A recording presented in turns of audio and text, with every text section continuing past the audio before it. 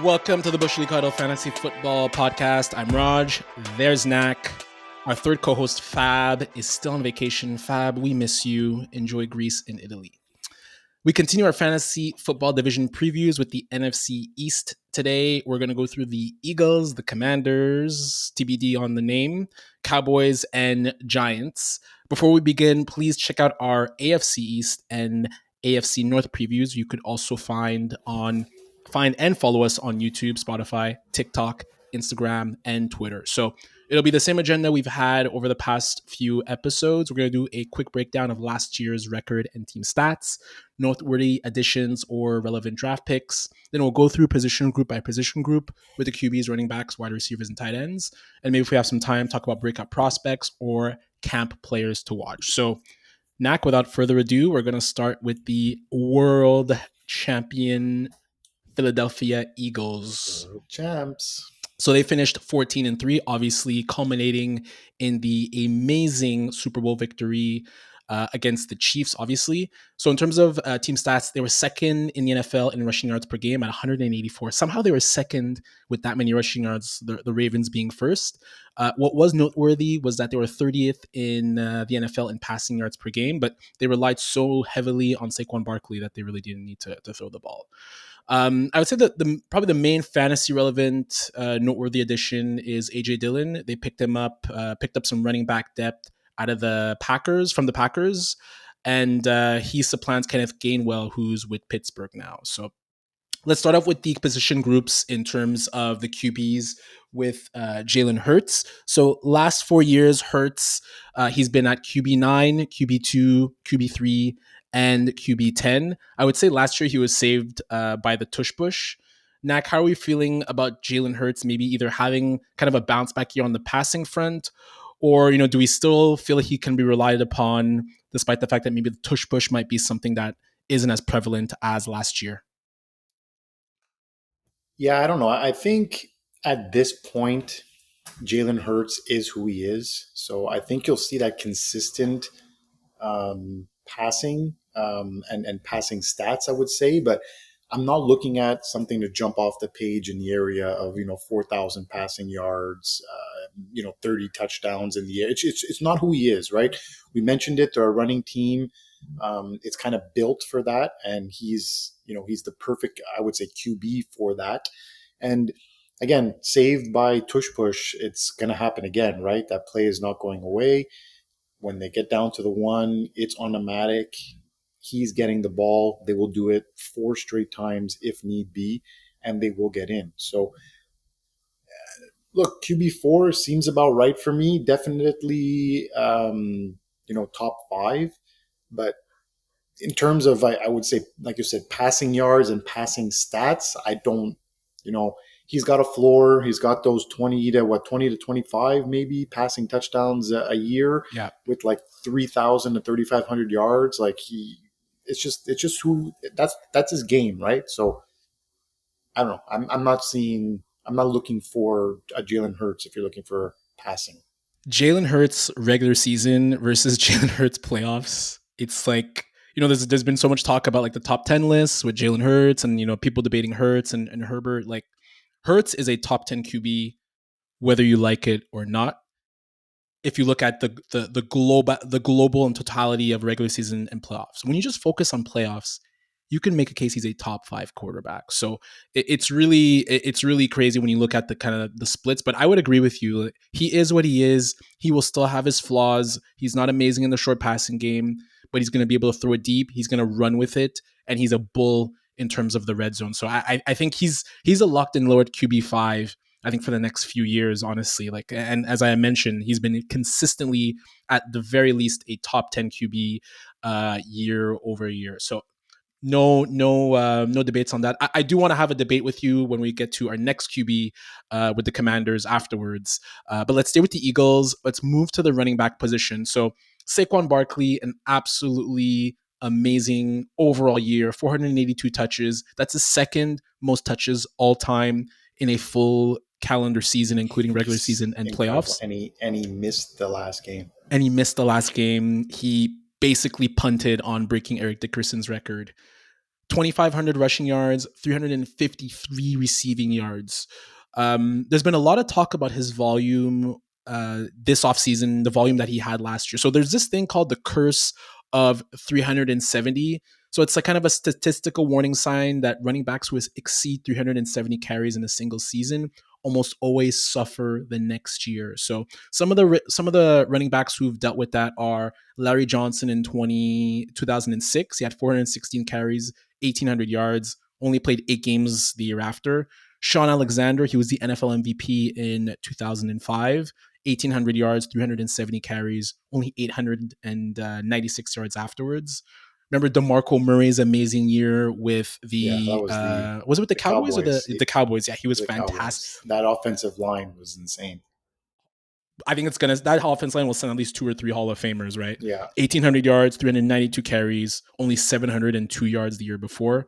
And then one that is not as recent, but Dirty Bird Jamal Anderson, 410 carries, 1,800 yards for the NFC Championship Atlanta Falcons. He tore his ACL the next season.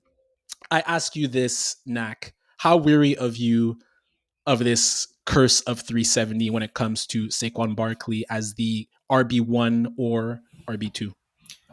I'm honestly very worried if I'm being honest with you. Look, he did get the Eagles seem to not be worried because they did give him that extension, right? Well, they added I think 2 years, and now Yes, he's 2 making years. almost 20 million a Yeah. year. So he got a big raise. So I don't think they're worried about it, but yeah, I think I'm worried about it. Almost 500 touches for a running back is an insane amount, and he does have that injury Yeah. past, right? So he's torn an ACL twice. Twice he's done it. I think back in college he did it as well. No, was it in Good call in college? the college for sure. With the Giants, he's done it, and he was definitely injury prone the last like Ankles, year and a ankles, half. knees. Yeah, exactly. They really like they just ran the heck out of the ball last year. Like you said, 500 touches, pretty much. Like that puts some wear on a body. And I'm not saying he's super old, but I mean that's definitely going to have some effect going into this year. I feel like I just you named some pretty good names and some pretty good running backs on that list, and a big one in Sean Alexander there, and they didn't come close to the amount of carries, right, or touches that Saquon had. I'm not ready to say, hey, he's not a top 10 running back in fantasy football. He definitely is, but I would be buyers beware of him going off Yeah, the board, even like top three running backs. I'd be scared to take him. like I kind of agree with you, Knack. Like if where I'm drafting in Bush League, I don't remember where you're at, but I'm on the fourth spot, right? Like I think I'm well in play for Saquon Barkley, and I'm very worried about drafting him that high. The two things I'm looking at his game log and his stats from last year. I think one thing that maybe saves him, 70% of his rushing yards were before contact. So 1300 of his 2000 rushing yards were before contact. That's a lot of yards before contact. That means Wow. he's still elusive. He's still cutting guys. So he's not taking as much of a pounding at his body in his body. And I think the AJ Dillon move actually to me shows a sign that they want another big body guy to help ease his load. I think that'll be an interesting thing to see during camp. What does Nick Sirianni say about that front? How do they use him in camp? Does Dillon play with a lot of the ones, or is he mostly with the twos? But I definitely agree with you. I'm very weary of his of that much volume last year. I think they'd be very smart to spell him. And look, AJ Dillon, not the flashiest name. At all. Also dealt with his share of Yeah, injuries in Green Bay. Right, hasn't wasn't really reliable in the sense of staying on the field. But like you said, it's another bruising kind of back that can take some abuse, and yeah, they would be smart to definitely take some pressure off of Barkley, because there's no way he's going another season with 482 touches no and chance. and and being successful. one thing's for sure, that running back room will have the best squat stats with those two quadzillas for sure. Let's move on to the wide receivers for the Eagles. So there's AJ Brown, who's WR9, currently ranked. These are the composite rankings. I should mention we're taking the composite rankings from Fantasy Pros. So AJ Brown WR9, Devonta Smith WR22. Brown lower numbers last year. He was injured, but similar per game stats as he's had over the past few years. So I think that, when you look at his raw numbers, there's a bit of cause for concern, but I think the injuries probably add up to him having lower numbers. I think he's still a stud. Does he benefit from Barkley having less touches last year? I don't know what you think about that, Nacc, but I mean, to me, AJ Brown, he's like very firmly in like WR9 to WR11 territory now at this stage of his career, especially with the Eagles.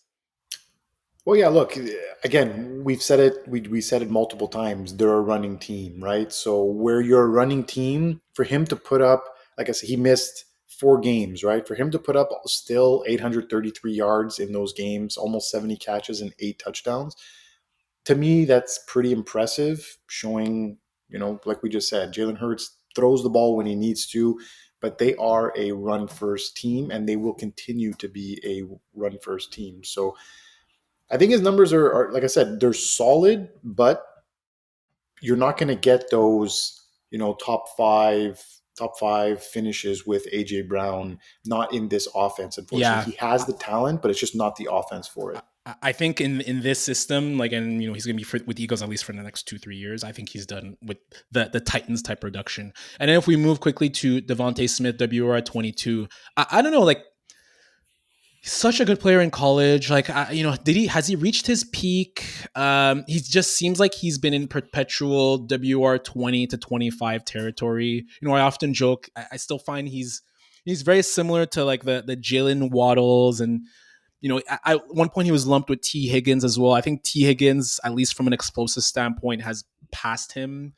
But have we seen the highest from the most we can from Slim Reaper? I guess it's kind of the same thing. It's a running offense, and there's just so many times that Jalen Hurts is going to throw the ball, right? Yeah, look, and he has his games, right? He has those Yeah, games where he has he like does. 5 catches, 100 yards and 2 touchdowns, right? Like you're going to get those games. That's when you obviously put him on your bench and you're frustrated. But um, yeah, for me, I feel like there's a lot of juice in that 20 to 25 top right receiver, even like from 20 to 30. There's a lot of juice in there and players in there that I might take a chance on and try to get that extra from. Whereas he gives you kind of a solid floor, I would say. But again, we just keep saying it It's over and over again: volatility. running team, running Yeah, team, running team. It's so hard to put so much stock into more guys. And like I said, they may not give Barkley 482 touches, but he's still going to get his fair and he's share, going to right? get catches too. Like, I see Devontae Smith as he's a real life WR2, like a fantastic, really talented player. Yeah. And he's always ranked as a WR2, but truthfully, to me, based off his volatility, he feels like a WR3 because, to your point, like, he has his games and he has his stinkers. Yeah. And then quickly at the tight end position, it felt like the Eagles have been trying to either trade or get rid of Dallas Goedert, during last season, this Dallas offseason. Goedert. Yeah, go there, go there. His production has gotten worse since 2021. At his production and with like the other weapons on the team, I mean, like we talked about it already.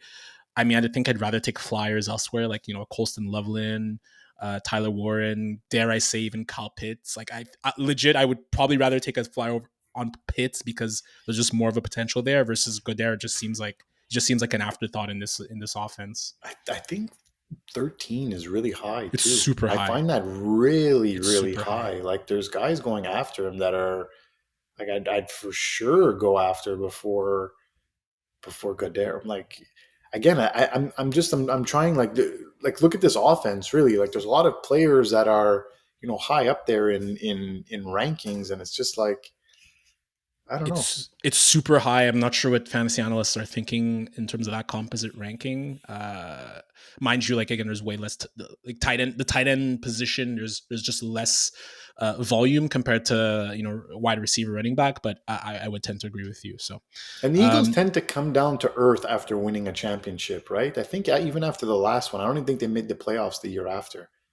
the They Eagles, seem to you're have like a hangover style in that building. well, especially with Carson Wentz with the injury, and Nick Foles, that was like a flash in the pan type playoff run, and then Yeah. we saw what happened with Wentz, right? Like I think obviously Hurts has way more staying power. The offense line is still very much intact. The defense, like they know how to turn over the defense year over year with draft picks and just key signings. So I'd be shocked if the Eagles don't have another great season and potential another Super Bowl run. But speaking of teams in the FCs that had a great season, albeit shockingly, the Commanders were 12-5 last year. So they had a top five total offense.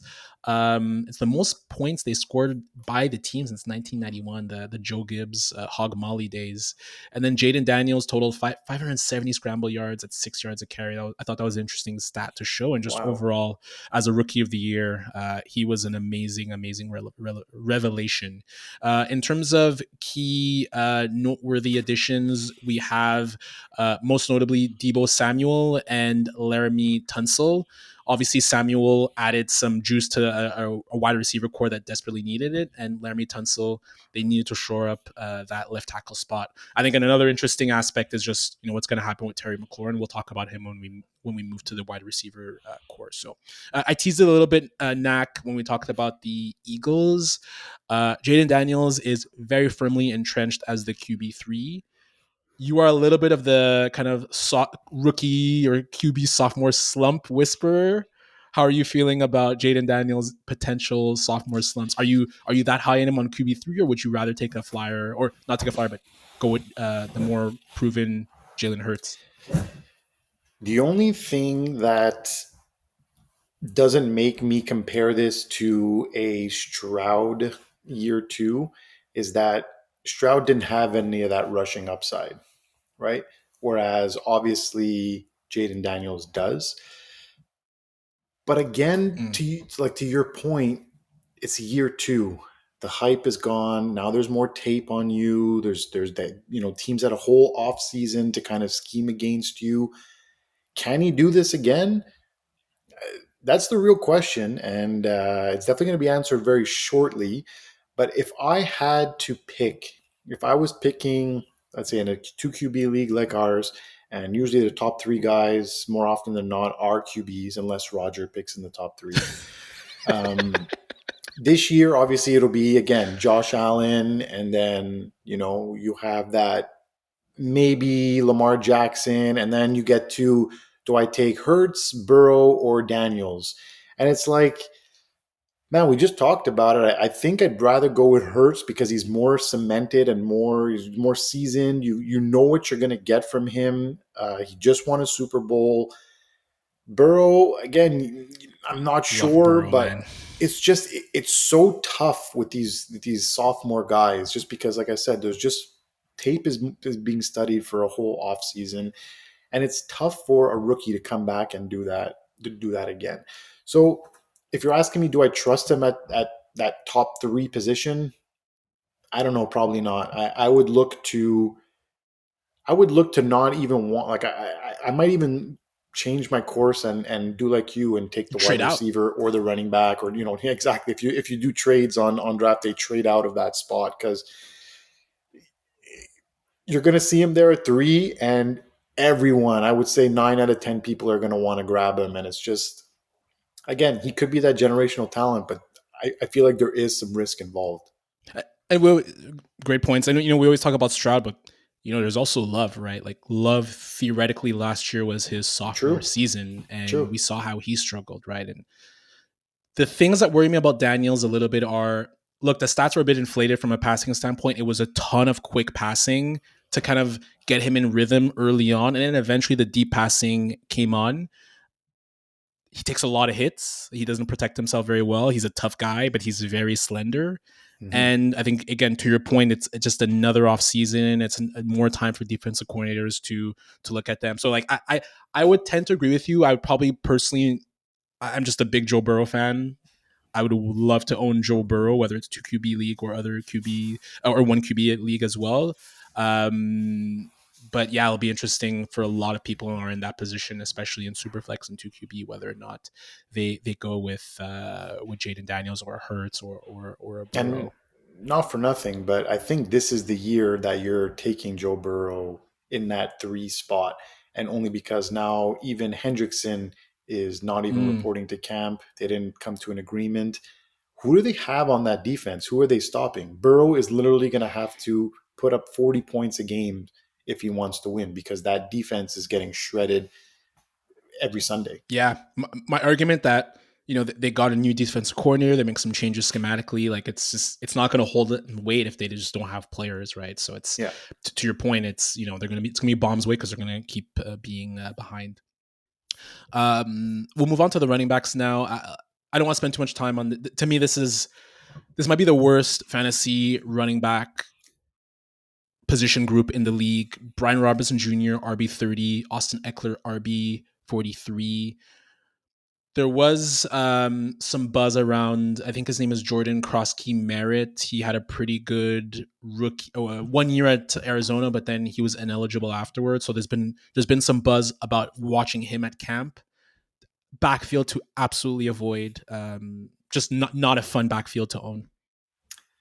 Look, you're getting pretty good value, I would say, on Brian Robertson Jr. at RB 30. However, He's a flex. He's a you're still flex. well, He's but a you're flex. still getting a starting running back on a team, right? So, or sometimes like those running backs are like he's running back 30 doesn't mean like this is a guy you're probably going to get in the ninth, 10th round of drafts. If you're talking about running back 30, like getting a starting running back at the ninth or 10th round is pretty difficult when it comes to fantasy football. My issue with that is that he's lumped with Caleb Johnson, Travis Etienne, Najee Harris. Yeah, So TBD on that with his eye, Tyrone Tracy, Ramondre Stevenson.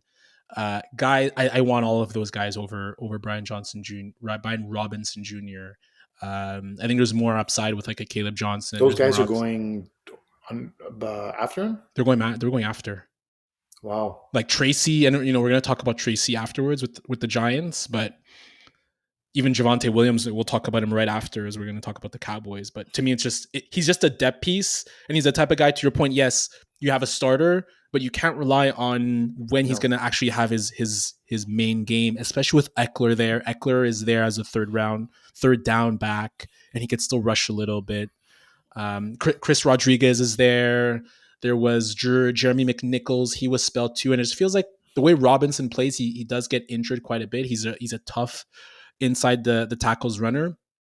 For me, it's a backfield to avoid totally, in my opinion. Yeah, I Uh, think I think I was looking at that as the half glass half full yeah, aspect, and like looking at it again, I think he's depth. you're probably right. Yeah, Yeah, he's bye week filler to me. yeah. Um, More concerning for the Commanders is the wide receiver position. So Terry McLaurin right now being ranked at WR 13. The Commanders opened camp today. Terry McLaurin was not there. McLaurin has been a model citizen for the Commanders year in and year out. He stuck with them and was a professional when they didn't have Jaden Daniels. They had a barren list of quarterbacks, and right now he just wants to get paid. Probably around the Jalen Waddle, T Higgins maybe area, which I think he deserves after the DK year he had. Metcalf. DK Metcalf, that's a great point. So I looked when it's not hard to look back at last year, right? Some of the WR wide receiver holdouts we had. There was Brendan Ayuk. There was CeeDee Lamb. They finished below expectations. Nacc, are you worried about Terry McLaurin if, let's say, by mid-August he's still holding out? Yes, I would, and you have a we just mentioned it a QB going into his second season. You want all the reps you can with your number one target, right? And if a guy like CeeDee Lamb could come in and struggle after putting up WR1 numbers, overall numbers, the previous year, and he can come in and struggle with all of the time he had with Dak as well in previous years, right? We're not talking he had Dak for one season. Yeah, that's a great So point. now we're talking he had Jaden Daniels for 1 year on a rookie, as a rookie QB. I think you want the like you want the most out of this. You want as many reps as possible. So again, you just alluded to two pretty good wide receivers in this league, and I think I would agree if he misses lots of time come August, and he doesn't even miss. He comes in, he signs right before the year, 0 reps, 0 nothing. I think it does hurt his value quite a bit. And there's been other ones too. There's been Michael Thomas, Debo Samuel with the Niners, Antonio Brown with the Raiders. That was a funny one. Even if McLaurin is back early, there's cause for concern for his numbers: 82 catches, 1,096 yards. The 13 TDs were a big outlier. He's only done so. 2019 he had 7 touchdowns, but every other year up until 2023 he didn't have more than 5. He's not had So very many good a QBs back hundred, there, right? 100%, 100%. I fully agree with you. Just I'm, and maybe the next, you go to the next point, which is Debo Samuel. Debo Samuel at WR41. I have been a big, I've been quite critical on owning Debo Samuel. I don't think it's a very good move. He's always injured, but at WR41, that is amazing, amazing value. And he has the QB who can throw short passing game. He has the offensive coordinator who leverages crossing routes so that he could run run with the ball.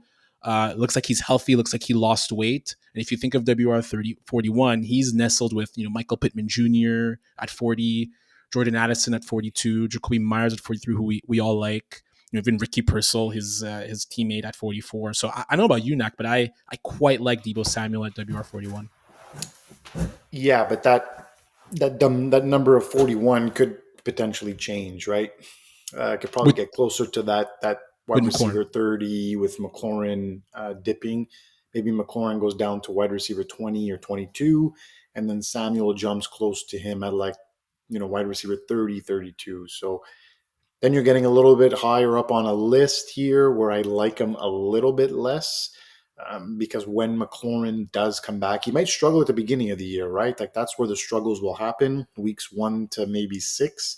You're starting to get your groove in, you're Yeah. starting to get more practices in, but after that, it should be, if Daniels is playing like Jaden Daniels, then McLaurin, like, don't get me wrong, his floor is not going to be 13 touchdowns. That's for sure. But a healthy Terry McLaurin could easily get you 7, 8 for the foreseeable future. Yeah, absolutely. And then other wide receivers is they got Noah Brown, who's always been a really solid depth player. He had a really good, I would say, good solid WR3 within the Texans team a few years ago. Jalen Lane is the name to watch. He was a rookie at Virginia Tech, 4.34 speed, 40-inch Yeah. vertical, 11-foot broad jump. Extremely impressive athlete. And then I'm curious to see if they could get anything out of Christian McCaffrey's brother, Luke McCaffrey, in his second season with the Commanders. Finally, at tight end, Zach Ertz, such a solid player last year. I think he finished around the mid tier for tight ends. 66 catches, 654 yards, 7 touchdowns. His most touchdowns since 2018 when he was with the Eagles. So he's getting up there in age, and I know they drafted Ben Sinnott out of tight end U Iowa recently. So it'll be interesting to see how they factor in those two players there. But I think Ertz is to me. I'd rather take Ertz than Goddard as an 100%. That was example. Yeah, that was going to be my point. I'm going to be yeah. like, I, he's rated in the 20s, right? He's right now he's tight end 16 Or Ertz. 16. So Okay. that's perfect to me. He's right before. I mean, Tyler Warren and Colston Loveland will get to Indianapolis and Chicago at some point, but I think those, especially Loveland, there could be some high upside depending considering how Ben Johnson uses tight ends. But I think 16 is like the kind of the high upper limit or high lower limit, however you want to say it, for Zach Ertz in the tight end spectrum. Yeah. That'll do it for the Commanders. Moving on to America's favorite team, the team that everyone likes talking about, the team that I see on Twitter virtually since the first 2 days of training camp, ESPN, the Dallas Cowboys. They finished 7-10 last year. Somehow they were 10th in yards per game despite Dak being out around midseason.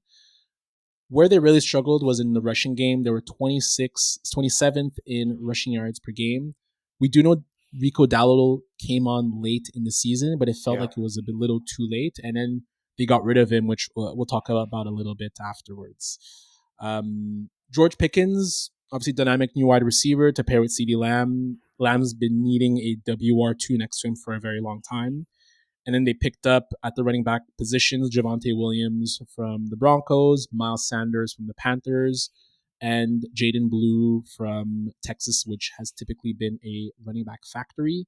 And then they drafted Tyler Booker to replace Zach Martin on the offensive line.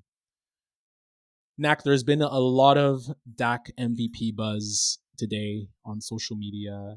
What? Once you, yeah. So you were visiting the zoo with your kids. Great father you are. While I was during my work break looking at some training camp videos, there's been training camp videos of Dak Prescott looking happy. George Pickens and CeeDee Lamb looking happy. The vibes look good in Dallas. And then one nice throw, and then a few NFL and fantasy analysts are like, Dak Prescott MVP season? Look, the case is when Prescott has been fully healthy, which is in 2021 and 2023, he was the QB6 and QB3. He's come into camp the best shape of his life. What say you about Dak Prescott's MVP case and top 5 fantasy QB case? July 22nd, people. I just want to remind everyone listening, we are recording this on July 22nd, and we've already heard Dak for MVP. Oh my God, it's the end of the world, man. I don't know. The media just loves this circus surrounding the Cowboys. The other day it was, Jerry Jones again, diarrhea of the mouth, saying something he probably shouldn't say. Look, a healthy Dak does put up solid fantasy points. So I think I was a component of one of the guys who were saying that Dak can push 4 top 5 QB numbers. I believe I've said this a few weeks back on one of our episodes.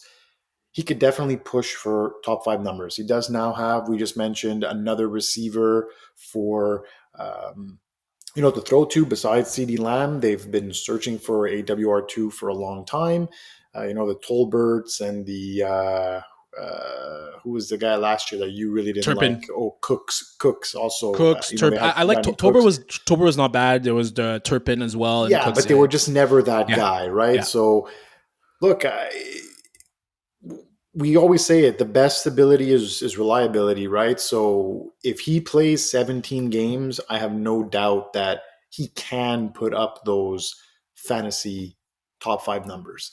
Now, as to the MVP of the league, I don't see it.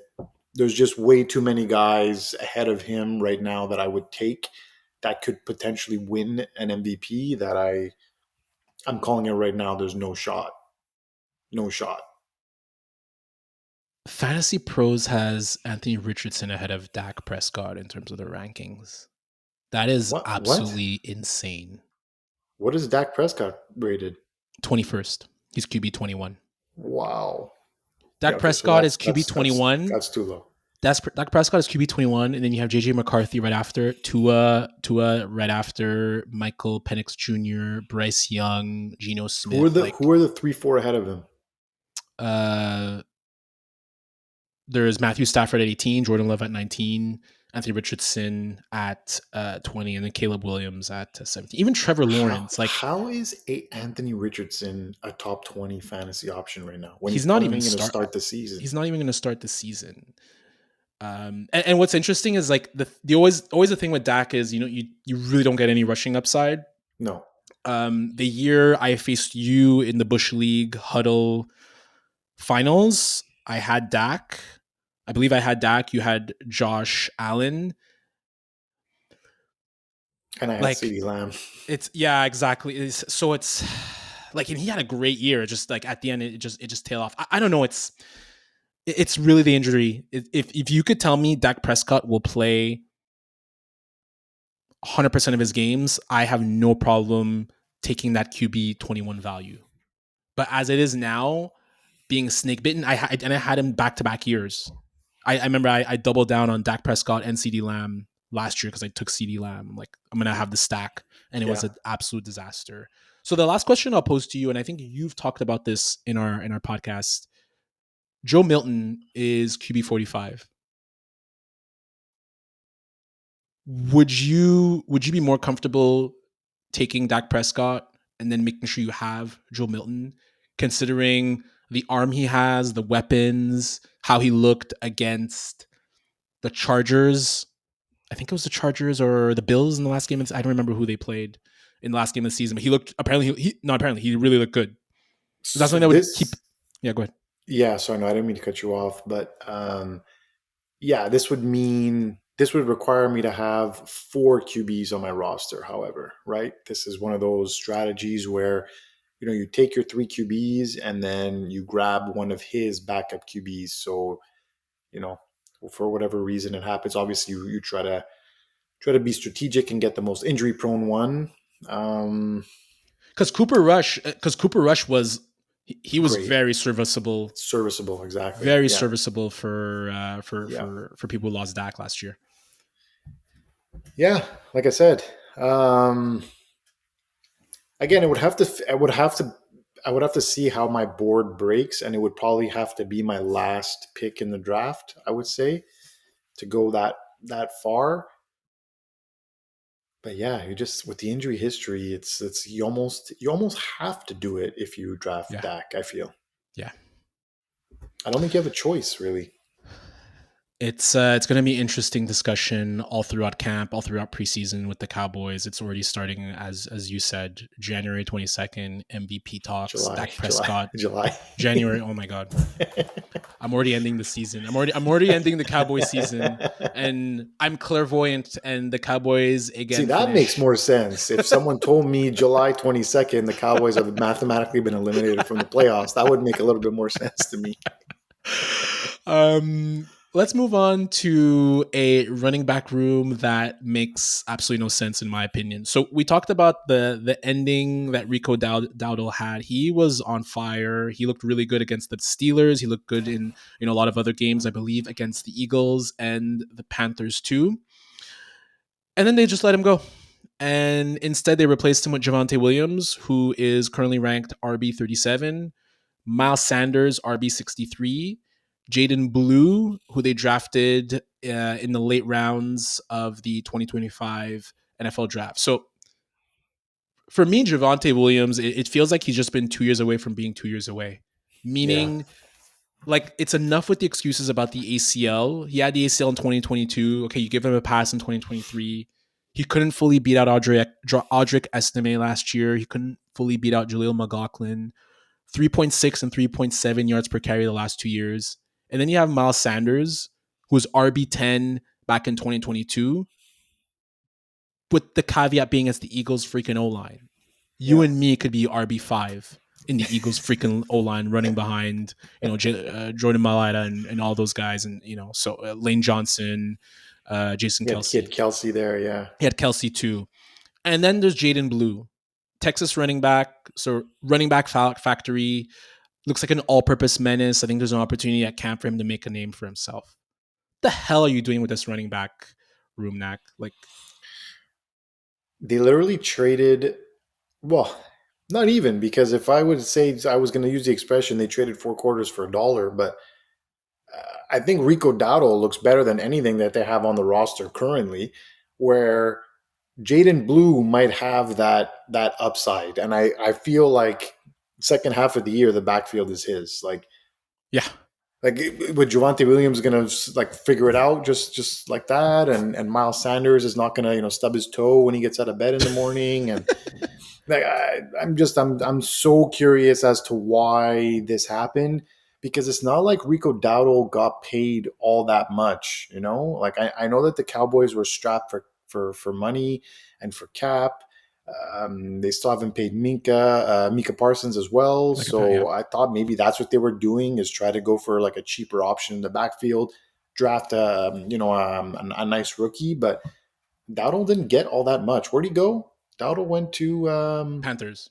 Oh, Panthers. sorry, That's no, right. no. He went to the Panthers with Chuba Panthers. Hubbard. Yeah, Yep, yeah. yep. I'm just totally confused as to what they're doing there. You can look. It's Jerry's world, right? Yeah, Jerry does what he wants, and I can't make sense of it. I'm honestly lost for words on this one. I'm not sure where to go with this backfield. This is another one. We mentioned the The Commanders Commanders. having the worst one. This is a pretty close second. Yeah, I mean, honestly, we're going to talk about the Giants even too. It's afterwards, but so Javonte Williams 1 year deal, 1.5 million base salary. Miles Sanders 1 year deal, 1.3 million, 1.17 base salary. Those guys, I think what they're gonna use those two guys, see what they have out of them, see if maybe one of them breaks out, and then they'll figure it out next year. The thing with that is that it's two injury prone guys, right? So you're gonna be like, hey, let's you guys just bang your heads to it. We don't really care. 1 year deals for you guys. Two guys who are very injury prone. Jaden Blue is gonna come out of it, I think. So I agree with you. Where was he drafted? Fifth round. Blue, I think it was like the fifth round. Yeah, Because and I'm not just like like a in my head, I'm just laughing because he might be making more money than both of them.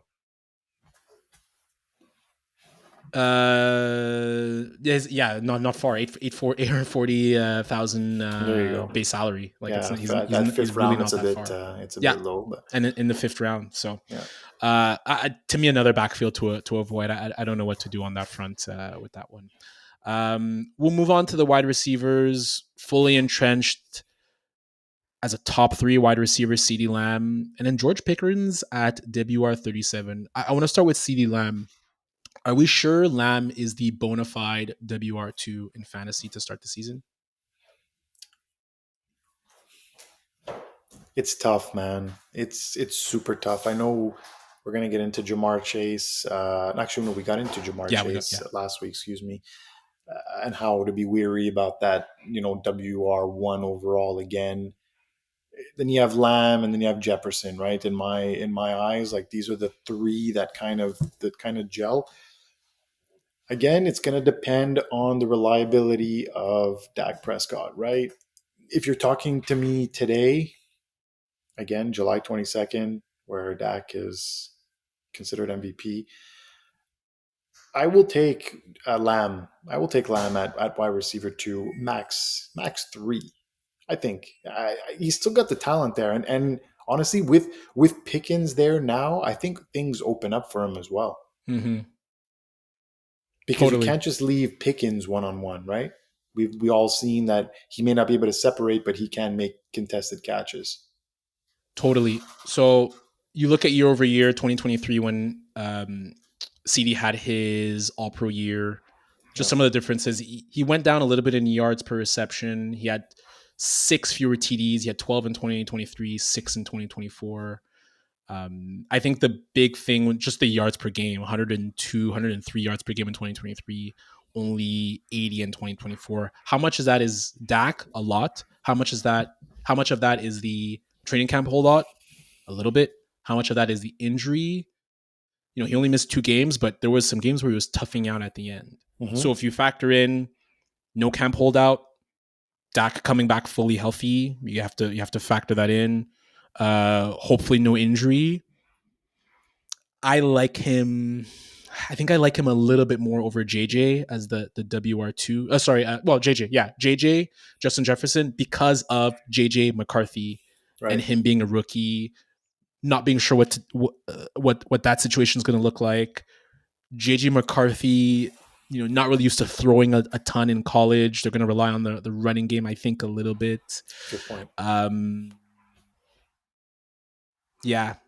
And then you have George Pickens at WR37, which to me, and George Pickens more than anyone, Knack.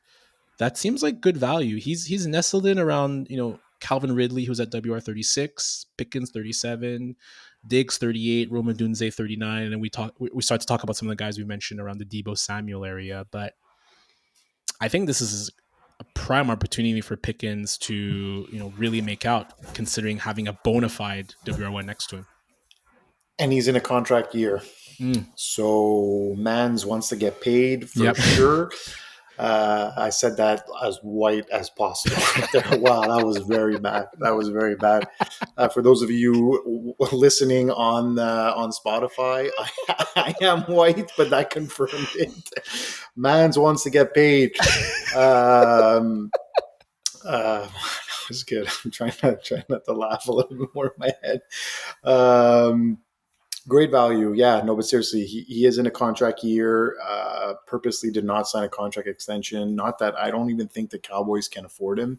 So you think it's a I rent? don't. You think it's a rental? Yeah, it has to be. It Mm. has to be. Look, if Parsons is going to get over what TJ Watt got, which is 41, so he's probably going to get what 41.5 or 42. You're paying Lamb close to that 35 million. You're paying Dak 60. Like you can't pay another receiver 30. It's impossible. Um, so I think yeah, great value at 37. And like I said, he's going to get less double coverage than he did last year. That's for sure. And as I mentioned, he's not a great separator, but he makes those contested catches. Um, He's gonna get the team's second best cornerback. yeah, He's gonna be off. He's gonna be like he's not gonna have any press coverage. CeeDee Lamb plays a lot at the line. He plays a lot at the slot. Pickens is mostly gonna be probably on the other side, on the weak side, where he's off. He's off the line, right? So imagine Pickens with his speed off the line. I saw a clip on Twitter today saying that the Cowboys are running way already in camp. They're running way more motion than they've had in the past. Um, Mike McCarthy is known to not run a lot of motion, so it looks like they're going to try to be a bit more creative this year. So, I mean, I've typically been someone who's not a big fan of George Pickens, but this is a prime situation for him. I think he's going to have a. I think both of them could have a monster season, but again, we've said it like so many times now. It's all dependent on Dak's health and his MVP journey. and his MVP journey. Indeed. Lastly, Jake Ferguson, tight end 10. Bit of a down year. In 2023, he was 71 catches, 761 yards, 5 TDs. Went down considerably. Again, Dak was out. A lot of turmoil with the team. No touchdowns, though, and only 500 yards. He's, as mentioned, tight end 10. So he's around the, David Njoku, Mark Andrews, just before him, and then Tucker Kraft and Jonnu Smith. I definitely take him over Tucker Kraft. If I think he's going to have the type of 2023 season that he's had before, I think I probably like Jonnu Smith a little bit more. And then we talk about Zach Ertz. I like him. I like Ferguson more than Dallas Goedert. But it's interesting. It's almost like just the CeeDee Lamb, George Pickens makes Ferguson a little bit more weary to take. That's what I'm saying. I'm out on John Jake Ferguson. I think this year he came on in that like you said that 2023 year, but like there was something up, right? Like CeeDee Lamb did well, he did well. Like it was just like everything clicked for the Cowboys. How often does everything click for the Cowboys? Not very often, right? So, and I think you made up a good point. They finally have that bona fide WR2 on the roster, so he's definitely going to take a hit. So I see more of those numbers, those right around that 80 to 90 targets, 60 catches, hovering on that 500 yards. But I'd give him maybe a couple, 2, 3 touchdowns this year as well. I doubt he goes with a goose egg, but And quickly before we move on to the Giants, just to go quickly back to the running backs, Javonte Williams still had 52 catches last year for the Broncos. So that's the type. That's Sean Payton offense, though. that's Sean Payton. Yeah, you're right. That's Sean Payton. Well, actually, even his rookie year, he had 43 catches, and I don't think Payton was there in 2021. So it's just Javonte's. He could catch the ball. We'll see if maybe that has an impact on the guys who catch the ball more in the intermediate short passing game. But Rookie QB as well. A lot of dump yeah, offs last year. you're right. That's a fair point. But I think overall for the Cowboys, vibes look good in camp. Dak healthy, Pickens and CeeDee look super Curious, motivated. curious to see them two together, and like when one of them doesn't get the ball and the other one gets the ball. I'm curious to see how it looks. They're all saying the right things. Schottenheimer was saying he's overjoyed to have both of them. They're all saying the right things, but yeah, let's see how after week one, after the the first game against the Eagles, the first game against the Giants, how they fare on that front. Last but not least, we have my and Fab's 4-13 New York Giants. A Thank brutal God he's not season here. a brutal season that should have culminated in having the number one pick. Unfortunately, the Giants have no clue how to tank. They couldn't help themselves. So they ended still. Hey, look, still ended up with what's his name again? Carter. My God, I'm drawing a blank. Abdul Carter. Thank you, Abdul Carter. Great pickup, and then they ended up with Jackson Dart late in the first round. If you look at Love their that team name. stats, 2024, 22nd in rushing yards per game. That sort of went up a little bit more when Tyrone Tracy Jr. took over the running back reins. 28th in passing yards per game. The passing offense was an absolute disaster, be it with Daniel Jones, be it with Tommy DeVito, be it with Drew Lock. Some of the noteworthy additions are, as mentioned, Jackson Dart. There's also Cam Scadaboo that they drafted in the fourth round. And then there's Winston, and Russell Winston as well. Wilson. Russell Winston. Russell This, Wilson. this podcast is going long for us. There's a lot of Winston and You're Wilsons. uh, you're you're you're taking a Fab spot right now. You're doing an homage to Fab. I love it. We love you, Fab. Miss you, Fab. So QBs. So we have Russell Wilson, who looks like the presumptive starter. He is at QB 30 in the Fantasy Pros rankings. Strangely enough, Jackson Dart is at QB 35, ahead of Jameis Winston, who's at QB 43. I guess that factors in some dynasty. I guess there's factoring in that maybe there's a chance that Dart starts later in the season. I want to talk about the QBs and the wide receivers together, Nacc. The reason being is that I'm going to jump to the wide receivers right away, and then we could have a full discussion. For me, Malik Nabers at WR7 right now, to me, is fully entrenched as the kind of best of the tier 2 wide receivers. And by tier 2 wide receiver, I mean the guys after Chase, Lamb, Jefferson, Puka Nakua, and I also had Amon-Ra St. Brown. I think Nabers is better than Thomas. I think he's better than Nico Collins. I think he's better than AJ Brown. Who is the best quarterback to make sure that we unlock Malik Nabers and he continues to ascend and have a better season than last year? Jameis Winston. I'm very happy you said that. I don't like Jameis Winston, but Oh, we know. yeah, I didn't. I can't. I just can't stand him. The people love him, and that's their prerogative. But I can't stomach Jameis Winston. But um, look, we saw what Russell Wilson was, and you know what? He played for my Steelers last year, and I had to take some sort of blinders off because you made me notice that literally it's moonball or bust with Russell Wilson. And Yeah. literally, after you told me that, I literally sat down, watched the game, and that's exactly what it was. He's not that, you know, dart and go Neighbors. That's not what type of player he is. He's more refined. He's a Yes. guy who could, kind of throw him the Yak. ball. He's a great route runner. Yeah. Yeah. Ton of yak too. He's not a go ball guy. He'll catch He can't. that Yeah. long ball. He could catch it. Don't get me wrong, but he's not the guy that's you pick last in gym class and like give me go long every single time, right? Like that's not the type of player that he is.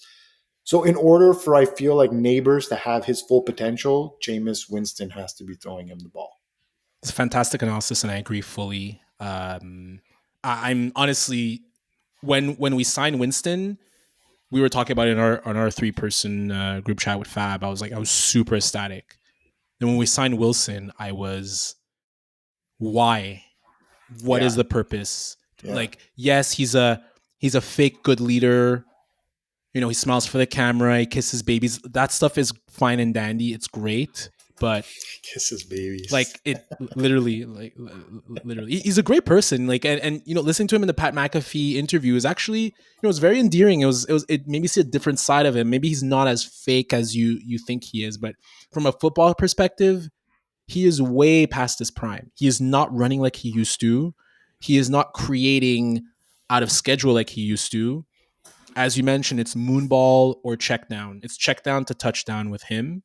And I just am worried that he's not going to unlock Malik Nabers like we think he can be unlocked. And we talked about it last week in the AFC North episode how Jameis Winston unlocked Jerry Jeudy.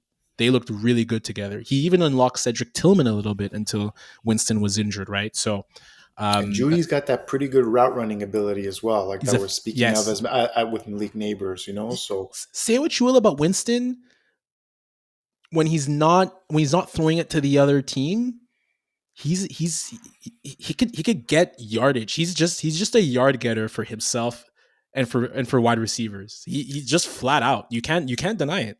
look, the issue here is he obviously throws it a lot of times to the opposite team. But in this situation, wouldn't you want to develop Malik Nabers more? Like, think about it.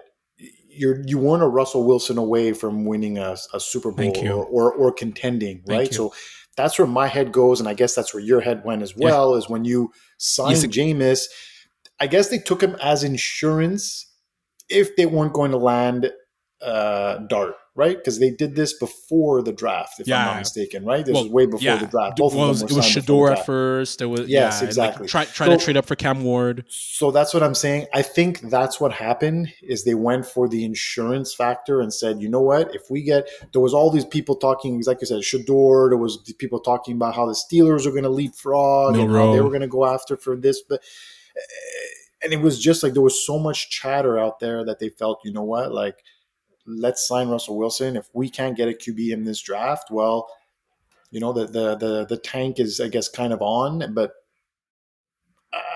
I'm not sure where. I'm just what I'm confused about is what direction is The it they're going division. at? Are they trying to win games? Are they trying to be 500? Are they trying to go back to being 4-13?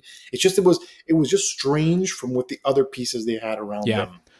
And last thing on this, and I guess we'll move on to the running backs if you don't have anything else. But I'll be really interesting to read the camp reports from Giants beat writers because to me, I'm gonna call BS if they say that Russell Wilson is the best QB in camp because I'm gonna be curious like what is that based out of? Is he looking is he looking at receivers over the middle? Is he look if is he going through his reads? He's going through his progressions because he hasn't done that in 3 years. He didn't do that in Denver. He didn't do that with the Steelers with you guys. Sure as hell ain't gonna do that with the Giants. So uh, to me, Maybe it's gonna happen. I know he's gonna start, but I'm gonna call BS on it, and I think there's other factors to if Wilson starts over Winston, and I don't. The last thing I don't want to see Dart this year. I that's don't want where to I see. you see like that's where I think like if Wilson does go down or he plays poorly and it's like week 8 and they're 2-6 or something, I think they try Dart before they put Winston in there. Like Winston's that good backup guy. If he has to come in mid game, You he can finish think out a game, he can clean out a game. Oh yeah, I I would think go? they're I would for go sure going Wilson. to want to see what Jackson Dart has because if for whatever reason they tumble and they fall, right? Let's say they finish 2-15 and they get the first overall pick. You know, there's going to be a Nussmeyer available.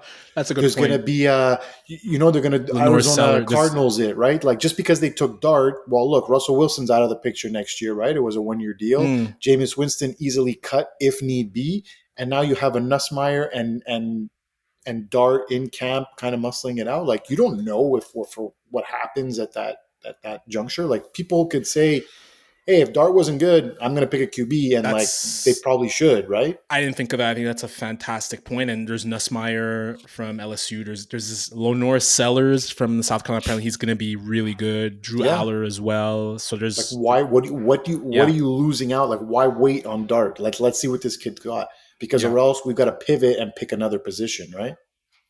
That's a great point. Good discussion on the QBs nestled with the wide. I mean, the other wide receivers, Wandale Robinson, Darius Slayton. They're like in the WR60s, WR70s. I hope we could get to see something out of Jalen Hyatt this year. Yeah, I think But this is it for nothing. him though. Sorry.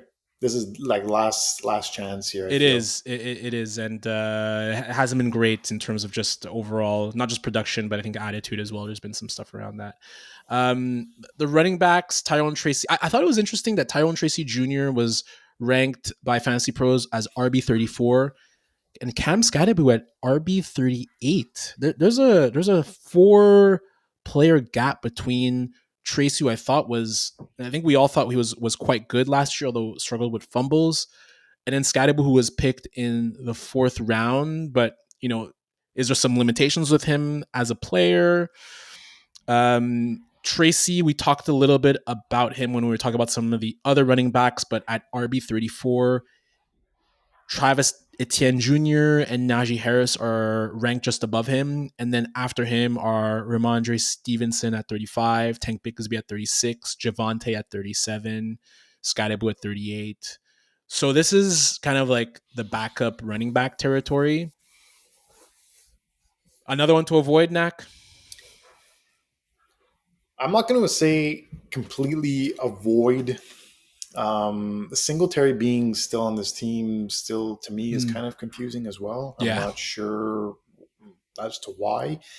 Um, Look, Scatterbo, I think, is going to get a lot of short yardage work, so that means most likely, touchdowns inside the 5 or inside the 10.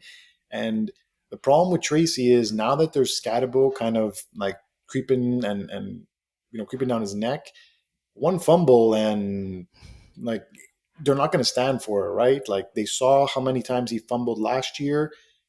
How big is the leash on Mm, Tracy being your lead back? Like again, we just spoke about it. It's not a season where they were, a player away from contending, and I don't think themselves they think they can contend. So, but they don't want to be sloppy, right? Like they're not yeah. going to start a guy who's fumbling the ball, here and there. It's just not going to work. So I'm worried about the leash he has with the fumbling issues. And to your point, and I think it applies to the QBs, Brian Dable and Joe Shane this is make or break for them. They need to win this year. Yep. They absolutely need to win. So to that point, I don't think they're going to want to be sloppy with the team. And I think the interesting aspect about Scadabu is he had about almost 60 catches last year at Arizona State. He doesn't have the frame of someone that you think could catch the ball a lot, Mm-hmm. but he did. So to me, I think it's one I probably avoid. Probably a lean towards Scadabu as maybe a like take a flyer on him. But it's this division doesn't have great running back rooms, to be honest. Aside from the Eagles, Aside from the obviously, Eagles, yeah. it's really slim pickings. And then finally, Theo Johnson at tight end. I thought it was notable. I looked at his game log. Came along quite a bit after week 4. He had about 5 or 6 games of above 3 catches, and most of those games he was above 30 yards. Some of them he was above 50 yards as well. So they didn't bring back Bellinger. They didn't add anyone else at that tight end room. I don't believe they did. Could be an interesting guy to watch, not only at camp but as like a really take a flyer on a tight end if you're one of those who doesn't want to spend much on that position. The only thing where I would interject on this is again the QB throwing him the ball. Fryermuth was supposed to be a high end option and did not have a great year last year, fantasy relevance, and Russell Wilson was throwing him the ball. My God, I don't understand why they signed him. It's I feel if he plays, I am gonna be so frustrated. I was frustrated for you watching. I watched Well, he's going to play. we watched a lot of He's going to start. Steelers. Maybe you'll get lucky. Have a sled accident like he did Yeah. last year before camp started. Like, just that's all you need to know about Russell Wilson. The freaking QB doing sled. Like, give me a break, dude. Like, that's for show. Um, that'll do it for today's episode on the NFC East fantasy preview. You could check out our AFC East and AFC North fantasy previews as well. As always, you could follow us on YouTube, Spotify, TikTok, Instagram, Twitter, Apple, and anywhere else you get your podcasts. On behalf of Nacc, I'm Raj, and catch us next week as we preview the NFC North. Till we meet next time. Hey, you want to know what the MVP odds are on Dak Prescott? 33-1. I I'm had to scroll. I I'm had to putting money. scroll heavily to find those I'm bad putting money. boys. I'm Yeah, gonna I put put a money on hundred it. bucks. I put a hundred I'm bucks. putting money on it.